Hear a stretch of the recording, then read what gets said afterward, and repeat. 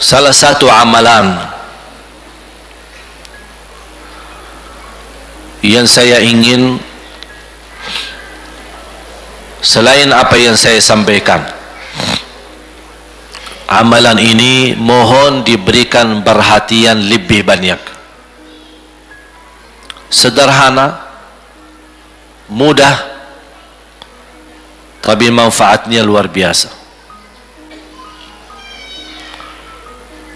Amalan itu adalah bersalawat kepada Nabi Muhammad sallallahu alaihi wasallam.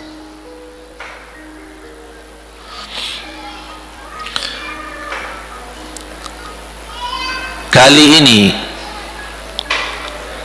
saya tidak minta anda bersalawat seperti biasa. Saya yakin Bapak Ibu suka bersalawat. Tapi kali ini saya ingin anda membawa salawat kepada Rasul dengan penuh rasa cinta. Demi Allah jamaah sekalian, tidak ada di antara kita yang bisa dan mampu membalas kebaikan Nabi Muhammad untuk kita semua.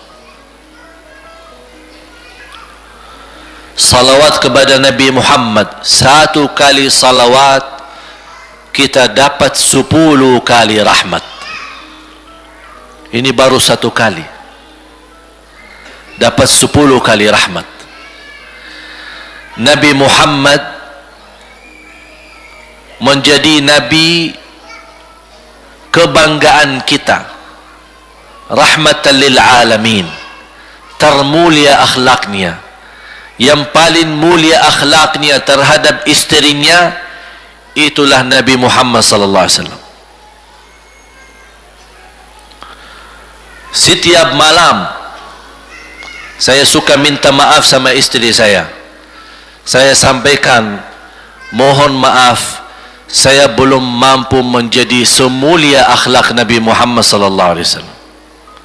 Yang termulia akhlaknya terhadap istrinya Nabi Muhammad.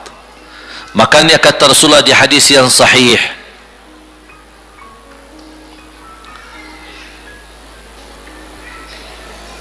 ahsanun nasi akhlaqan ahsanukum li ahli. Yang paling laki-laki yang termulia adalah laki-laki yang termulia akhlaknya terhadap istrinya. Dan Rasul juga bersabda, dan akulah yang termulia terhadap istri-istriku. Nabi Muhammad itu bukan hanya dengan salawat kita dapat 10 kali rahmat, tapi kita dengan bersalawat kepada beliau dijamin kita dapat syafaat beliau di hari kiamat. Bahasa syafaat yang kita semua sudah tahu, semua berkeinginan mendapatkan syafaat, dan semua berdoa mengharapkan syafaat Nabi Muhammad sallallahu alaihi wasallam. Tapi Bapak Ibu belum tahu sejauh mana kemuliaan syafaat yang kita tunggu yang diberi nanti oleh Rasulullah sallallahu alaihi wasallam. Syafaat Nabi Muhammad sallallahu alaihi wasallam adalah langkah yang kita harapkan, bukan hanya umat Islam, bahkan seluruh umat, Yahudi, Nasrani, Buddha, Hindu, seluruh manusia di hari kiamat mengharapkan syafaatnya yang disebut dalam hadis asy-syafa'atul kubra, syafaat yang paling agung yang Allah izinkan Nabi Muhammad untuk diberi kepada seluruh manusia, yang Islam maupun yang tidak Islam. Karena di saat hari kiamat seluruh makhluk Allah subhanahu wa ta'ala, seluruh manusia, bahkan bangsa jin, semuanya berdiri habis dibangkit oleh Allah subhanahu wa ta'ala, semuanya berdiri di hadapan Allah menunggu hisab dimulai lebih dari 50.000 tahun. Bisa enggak terbayang berdiri berapa lama? 50.000 tahun. Dan semuanya keadaan laki dan perempuan sebagaimana baru dilahirkan. Bisa enggak Bapak Ibu terbayang? Sekarang mohon maaf, ibu-ibu yang begitu berjilbab, pakaiannya yang rapi dan sopan, Masya Allah, tertib, bersih, make up, cerah mukanya, bisa menarik perhatian. Betul nggak? Bagaimana di hari kiamat? Semuanya di satu tempat, disamakan, laki sama perempuan campur, dan semuanya dalam keadaan sebagaimana baru dilahirkan, tidak berpakaian apa-apa. Ketika Rasul menceritakan kepada Siti Aisyah pun kaget. Ya Rasulullah, laki dan perempuan sama-sama. Kefikiran Siti Aisyah kemana? Malu dilihat oleh orang. Apa kata Rasulullah SAW? Wahai Aisyah, di saat itu kesibukan manusia pandang kepada Allah Subhanahu wa ta'ala, menunggu hisab lebih daripada kefikiran yang lain. Bisa enggak terbayang? Saya yakin tidak bisa terbayang. Mohon maaf, apapun kesibukannya, biarpun dahsyat yang menarik perhatian, tetap ada kesempatan masih cuci mata. Betul enggak?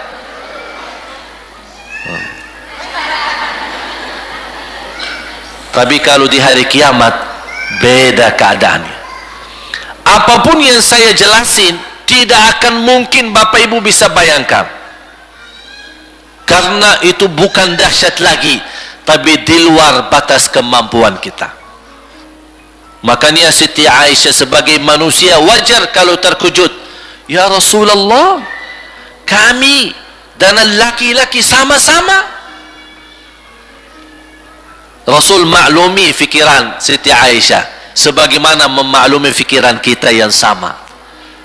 Tapi ternyata kalau di sana beda.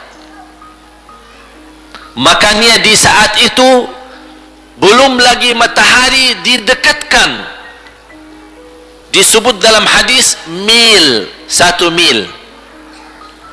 Di dalam satu hadis 1 mil adalah, kalau untuk dalam mata itu kan berapa ukurannya? Berapa senti ya? Sangat kecil. Betul? Kalau dalam bahasa Arab itu namanya mil.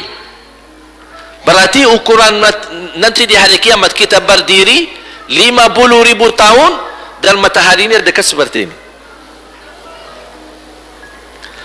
Di riwayat mil bukan yang itu maksud, tapi adalah ukuran perjalanan 1 mil.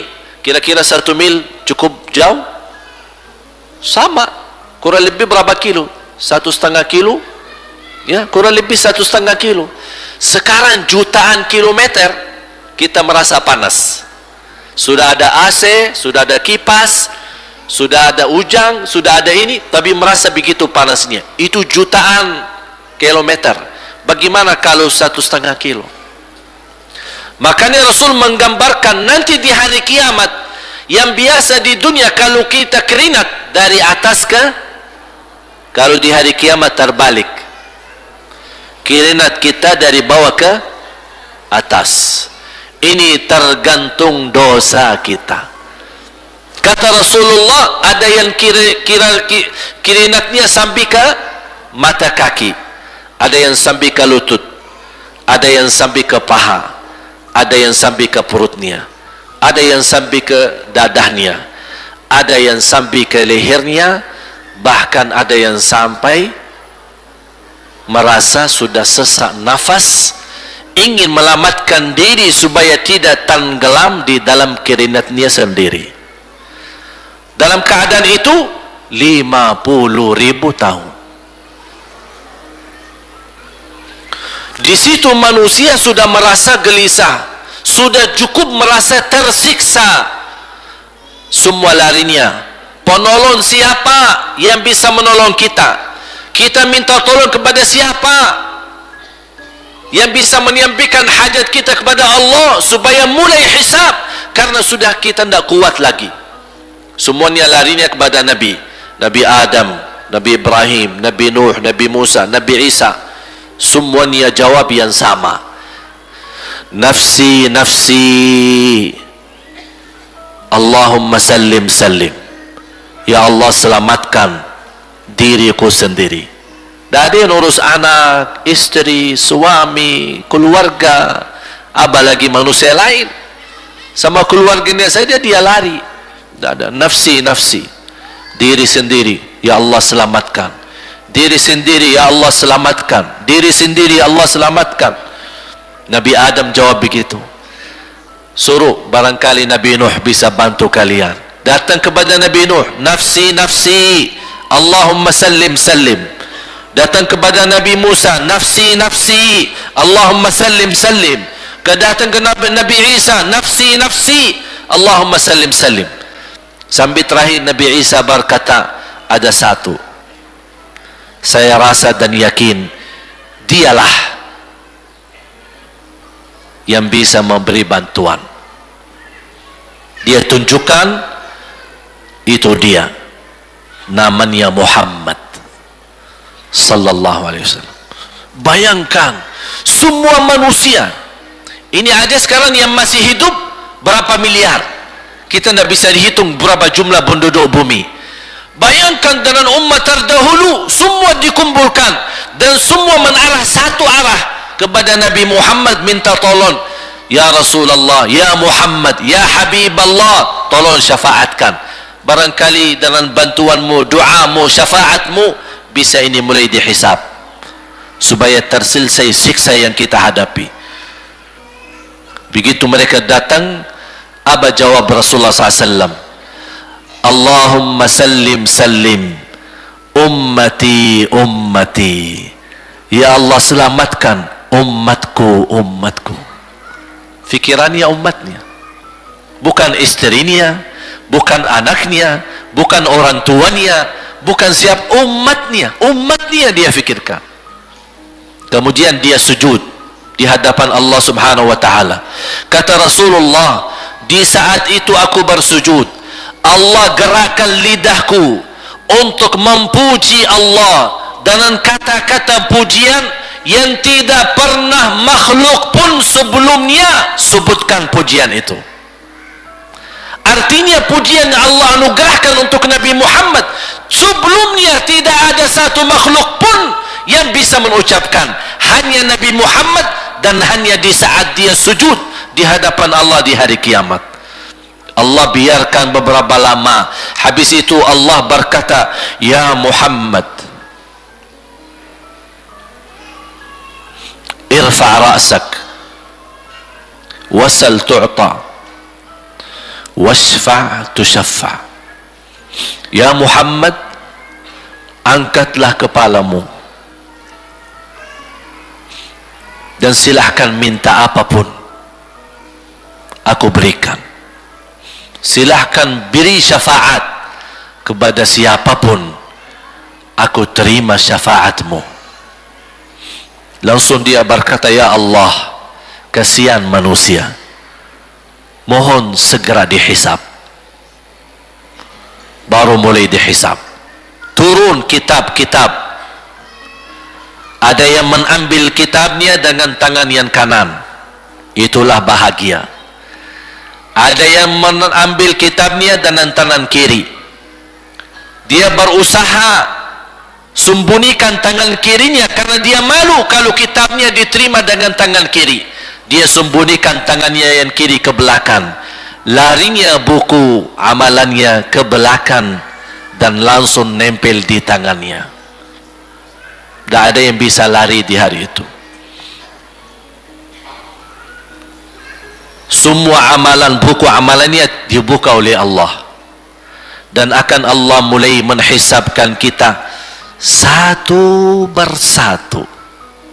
Tak ada kelompok-kelompok, tidak ada bendera, tidak ada ormas, tidak ada kelompok, tidak ada pimpinan, masing-masing. Benderanya kita apa? Buku amal. Dan Allah manggil kita bernama satu-satu. Ibu, sini. Datang. Kata Rasulullah sallallahu alaihi wasallam, yuhasibullahu al-'abida laisa bainahu wa bainahu turjuman. Allah akan hisab hamba-hambanya satu demi satu, bersatu dan tidak ada penerjemah.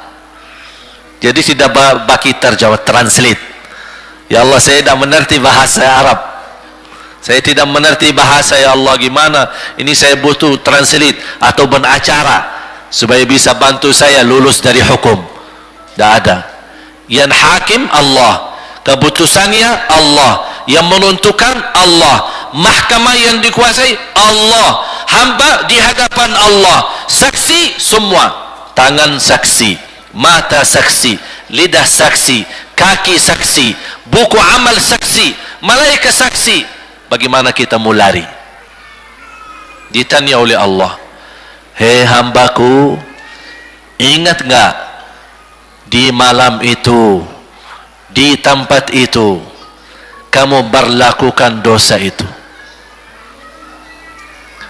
Seorang hamba yang masih memiliki iman, dia merasa dan ingat, dan dia merasa malu, dia tunduk kepalanya.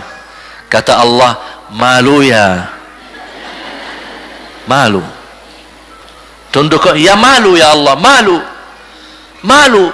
Dan subhanallah, tanda rahmat Allah, ketika Allah bertanya dengan kita, tidak ada orang lain yang bisa lihat. Supaya apa? Supaya hisab kita di antara kita sama Allah tidak terbocor kepada orang lain, supaya tidak malu sama orang lain. Allahu Akbar. Habis kita sudah laku diri, ya Allah, saya ingat dan saya rasa salah dan saya malu. Apa kata Allah?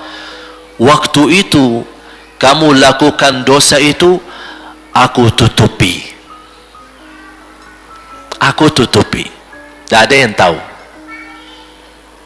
Kita lakukan dosa ini udah sekian tahun, ada yang tahu nggak? Tidak ada yang tahu. Karena kita lakukan di saat sembunyi.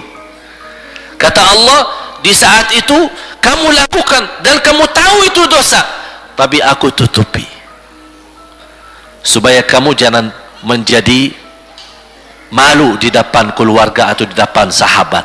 Aku tutupi. Dan aku sekarang sudah menutupi dosamu di dunia, dan sekarang aku hapuskan dan ampuni dosamu di akhirat. Allahu Akbar. Disitulah terasa anugerah, ampunan Allah yang maha kuasa. Dan Allah di saat itu mampu menghukum kita. Dan kalau Allah menghukum kita, Allah tidak pernah menzalimi kita. Justru itu keadilan Allah. Tapi Allah tidak memperlakukan keadilannya, justru yang mendahulukan ampunan dan kasih sayangnya. Habis selesai hisab, harus semua tanpa kecuali liwati neraka Jahannam di atas sirat. Sirat yang panjang, yang kejam seperti pedang, yang tipis sampai tidak bisa dilihat oleh mata. Katanya tipisnya seperti, subhanallah, imam bisa jalan di atas rambutnya. Kejam lagi, masuk di atas serat, terus jalan. Di saat itu ada doa yang ia melamatkan kita sampai menuju surga. Nabi Muhammad sallallahu alaihi wasallam, dia sudah duluan Kalau Sayyidina Abu Bakar berjalanan di atas sirat disebutkan 100 tahun. Tapi Sayyidina Abu Bakar satu langkah di atas sirat, langkah kedua di depan pintu surga. Dahsyat. Ini Sayyidina Abu Bakar seperti itu. Bagaimana Rasul? Rasul sudah menunggu di depan. Mulai manusia satu persatu jalan di atas sirat. Dan Rasul di saat itu sibuk berdoa, Allahumma sallim sallim, ya Allah selamatkan umatku, ummati ummati, ummati ummati, sampai mereka terselesai. Sampai di situ saja. Sebelum masuk surga ada berita gembira untuk umatnya Nabi Muhammad sallallahu alaihi wasallam.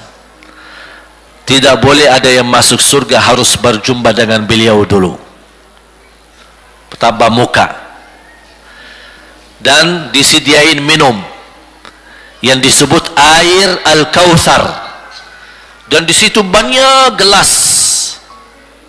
Tinggal kita ambil gelas dan minum. Begitu kita mau ambil gelas dan minum, datang Rasul, jangan kamu minum langsung dari tanganku sendiri. Barang siapa yang minum dari tanganku tidak akan haus selama-lamanya. Allahu Akbar. Di situ terasa kemuliaan. Begitu kebahagiaan kita bertemu dengan Nabi Muhammad dan bisa langsung minum dari tangan Nabi Muhammad sallallahu alaihi wasallam. Bukan hanya begitu saja, bahkan Nabi Muhammad memegang tangan kita, mengajak kita masuk. 8 pintu surga. Ada 8 pintu. Rasul bersabda, satu pintu luasnya seperti antara langit dan bumi. Satu pintu antara langit dan bumi luasnya. Dan kata Rasulullah, di saat itu akan manusia gesa-gesaan untuk masuk surga. Itu tanda apa? Banyak yang akan masuk. Mudah-mudahan kita terhitung dari yang banyak. Begitu ahli surga masuk, kira-kira Rasul berhenti? Ahli surga sudah masuk, sudah aman? Tidak. Rasul balik lagi, keluar dan menuju dari langkah sirat yang pertama, melihat ada enggak ternyata ada di antara umatnya yang tersisa, yang dosanya terlalu banyak, gesak-gesaan di jalan, merangkak di jalan sampai jatuh di dalam neraka. Rasul mana mereka? Masuk ke neraka. Kata Allah subhanahu wa ta'ala melihat keadaan Nabi Muhammad SAW, apa yang dibutuhkan lagi? Kata Rasul, ya Allah, saya tidak akan puas masuk surga sampai hamba-hambamu yang ada di neraka, umatku, diselamatkan. Allah subhanahu wa ta'ala mengizinkan Nabi Muhammad keluarkan dari neraka. Dia keluarkan. Sudah cukup ya Nabi Muhammad? Tidak cukup ya Allah, masih ada lagi. Diambil lagi, dikeluarkan, diambil lagi, dikeluarkan. Artinya dari umat Nabi Muhammad yang masih banyak dosanya, yang masih banyak kelewatannya sama Rasulullah, yang tidak pantas memberi kemuliaan kepada Rasulullah SAW, dapat pula syafaatnya Nabi Muhammad. Yang tidak pernah memberi tanda sayang dan cinta kepada Rasul, dapat rasa sayang dan cinta Nabi Muhammad SAW.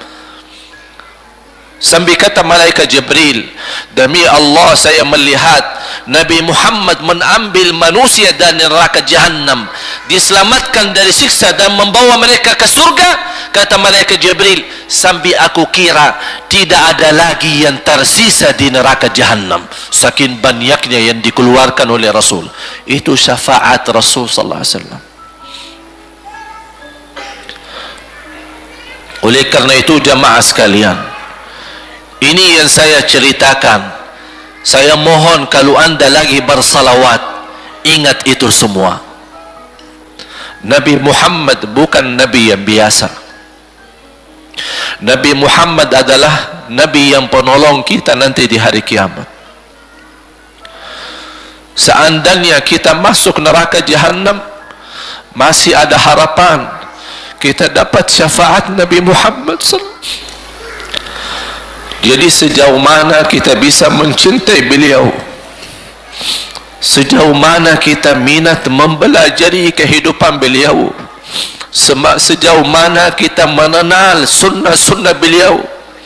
Di zaman ini, umat yang paling bodoh terhadap beliau kita umat Islam. Kita umat Islam banyak hal yang tidak tahu tentang beliau, tidak tahu bagaimana perjuangan beliau, bagaimana doa beliau untuk kita, bagaimana kesedihan beliau kalau ada di antara kita yang kena musibah atau keburukan, apalagi masuk neraka. Siti Aisyah radhiyallahu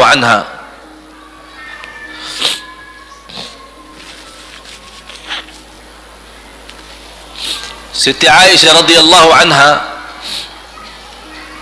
pernah minta sama Rasul doa.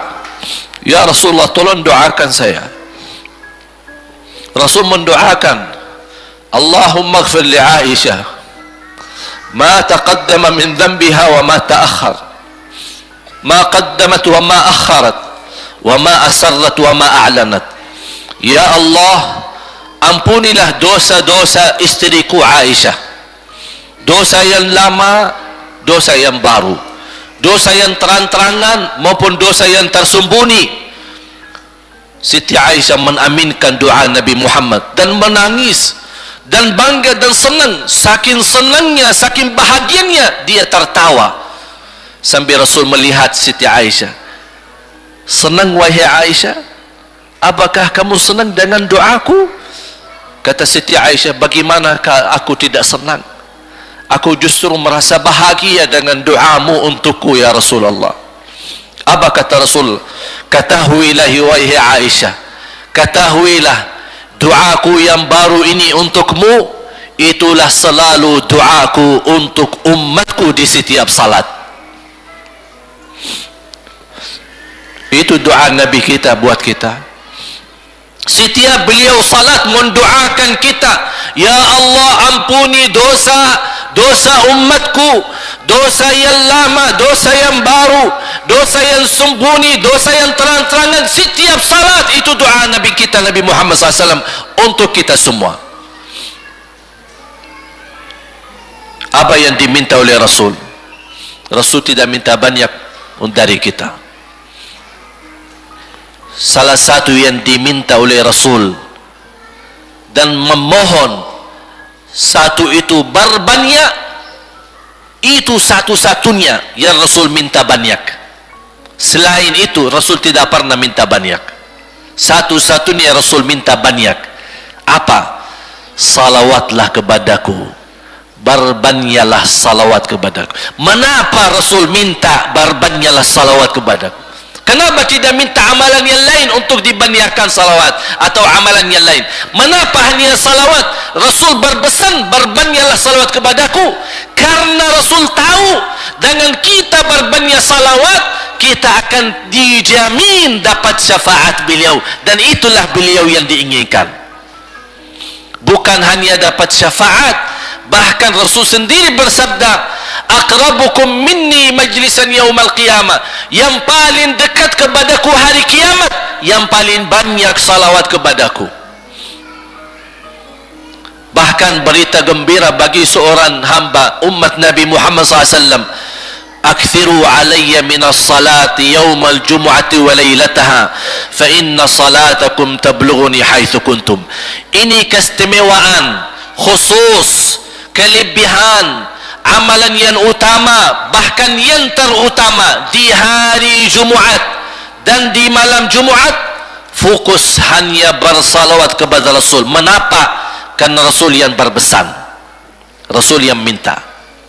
Rasul berpesan, berbanyaklah salawat kepadaku malam Jumaat dan hari Jumaat. Mengapa ya Rasulullah khusus hari Jumaat dan malam Jumaat? Karena salawat kalian Allah sampaikan kepadaku. Kata guru saya, barang siapa yang ingin Rasul kenal dengan dia, berbanyaklah salawat kepada beliau, karena langsung nama kita akan sampai. Ya Rasulullah, ini salawat bapa dan ibu dari Bandung, kan sampai. Ada riwayat, ada malaikat khusus tugasnya setiap kita bersalawat dibawa kepada Rasulullah sallallahu alaihi wasallam. Allahu akbar. Bahkan ada orang bertanya kepada guru saya, Syekh Muhammad Ibn Muhammad Ibn Mukhtar Asy-Syanqiti, dan beliau masih hidup. Subhanallah, ketika di salah satu pertanyaan di majlis ta'lim di Masjid Nabawi, ada orang bertanya, mana yang lebih diutamakan di hari Jumat, banyak baca Quran atau banyak salawat, kita milih yang mana? Beliau menjawab dengan jelas, dengan tegas, di hari Jumat dan malam Jumat lebih utama banyak salawat daripada banyak baca Quran. Mengapa? Karena kata beliau, karena itulah permintaan Rasul sendiri, berbanyaklah salawat kepadaku di hari Jumat dan di malam Jumat. Dan banyak riwayat yang lain. Kalau saya sebutin manfaat, keutamaan salawat kepada Rasul, lebih daripada 100 manfaat. Menghilangkan kesusahan, memberi kemudahan lunasi hutang, menyembuh penyakit, menjamin ampunan dosa, mendapat 10 rahmat, mendapatkan syafaat Rasul, posisi kita semakin mulia. Setiap kali kita salawat semakin naik darajat kita. Barang siapa yang salawat kepadaku 10 kali, dapat 10 kebaikan, dapat 10 rahmat, dihapus 10 kejahatan, dan naik 10 darajat, dan di akhirat dapat syafaatku. Luar biasa. Hadis yang terakhir, Ubay bin Ka'ab radhiyallahu an berkata, ya Rasulullah, aku suka berdoa, karena salawat, arti salawat adalah doa. Arti salawat doa. Ya Rasulullah, aku suka berdoa, berapa dari doaku saya jadikan untukmu? Artinya berapa persen, ya, kalau bahasa kita berapa persen kira-kira? Kalau misal saya doa 10 menit, berapa menit untuk Rasul, dan yang sisanya buat aku? Contoh, aku kalau berdoa, ya Allah ampuni dosaku, ya Allah murahkan rezeki, sembuhkan penyakit, Allahumma salli ala Muhammad wa ala ali Muhammad. Berarti lebih banyak untuk diri kita, baru untuk Rasul. Sahabat itu, ya Rasulullah bertanya, ya Rasulullah, berapa bagian dalam doaku saya jadikan untukmu? Apa kata Rasul? Kata Rasulullah SAW, ma syi'ta wa in zitta fahuwa khairul lak. Ya terserahmu, mau doa bagaimana untukku, ya terserahmu, tapi semakin banyak untukku, semakin banyak manfaatnya untukmu. Apa kata sahabat? Ya Rasulullah, saya akan jadikan separuh doaku hanya salawat kepadamu. Artinya kalau saya doa 10 menit, 5 menit salawat, dan 5 menit doa untuk diriku sendiri. Apa kata Rasulullah? Terserahmu, wa in zitta fahuwa khairul lak. Kalau kamu berani tambah, itu jauh lebih baik untukmu. Tawar menawar sama Rasulullah SAW, sampai di ujung hadis beliau berkata, ya Rasulullah, saya janji doaku semuanya untukmu. Artinya apa? Kalau dia angkat tangan berdoa, tidak satu pun minta buat dirinya. Bismillahirrahmanirrahim. Allahumma salli ala Muhammadin wa ala ali Muhammad. Allahumma salli ala Muhammadin wa ala ali Muhammad. Allahumma salli, sampai selesai. Tidak minta ampunan, tidak minta rezeki, tidak minta sehat, tidak minta keturunan, tidak minta apa-apa, hanya fokus dengan salawat. Karena dengan salawat, apa yang kita niatkan terkabul.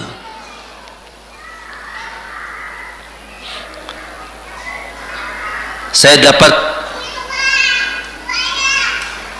dari guru saya, nanti saya akan ceritakan bagaimana cara berdoa.